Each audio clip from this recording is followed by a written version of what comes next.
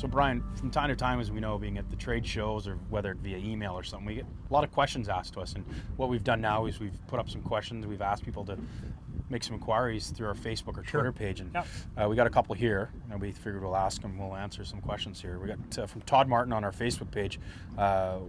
What's your take on barometric pressure drops / cold front effects on trout fishing?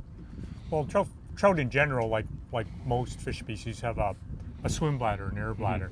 So those fish are very sensitive to changes in barometric pressure, meaning the barometer's falling.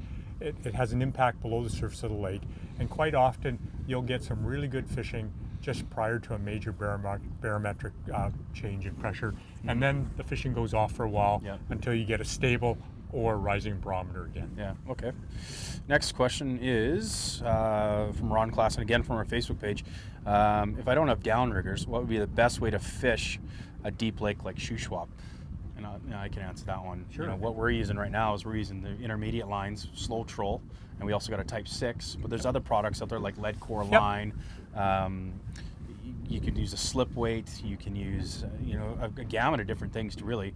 The jet divers work really well too to regulate your depth and stuff too. So those are some of the products that that are out there. But with us today, we're fishing a deep lake and it's 150, 200 feet deep, but the fish are up top right now. That's the key. Yeah. You follow the biology of their food sources. Yeah. The food sources are shallow. We're fishing shallow. Yeah. Third and final question is our good buddy Alfred Price from Facebook. Again, it's to do with depth. So Shuswap is so deep. What are the best flies to use? And second part of the question, and for trolling, can you use a flat sinking line or best to go with downriggers? So again, I'll let you answer that one. So certainly the best flies is to match the food sources that the fish are feeding on. So there are, for instance, at times when those fish in this lake will eat chironomids certain times of the year. Yeah. But we know they're piscivorous. These are fish-eating fish. And so it's bait fish imitations. We got a fish. Sorry, slight interruption here. Oh, it's a nice That's a hot one too. Okay, all right. Third and final question here is from our good buddy there, Alfred Price from Facebook. We all know Alfred quite well. Yep, you betcha. Good fan of BC Outdoors. Alfred's question is, Shuswap is so deep, what are the best flies to use? And second part of the question, and for trolling, can you use a flat sink fly line or is it best to go with downriggers?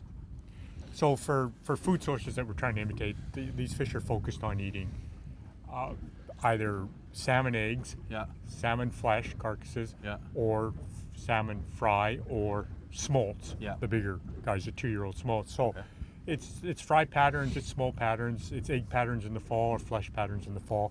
And early in the spring, egg-sucking leeches work great, woolly buggers work great. So it just, everything is driven around the salmon, and that's what we should be trying to follow.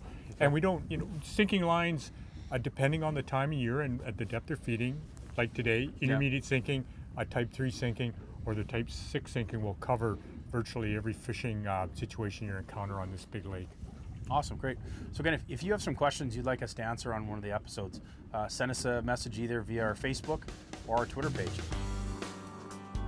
Stay connected with BC Outdoor Sport Fishing on the web, on Facebook, and on Twitter.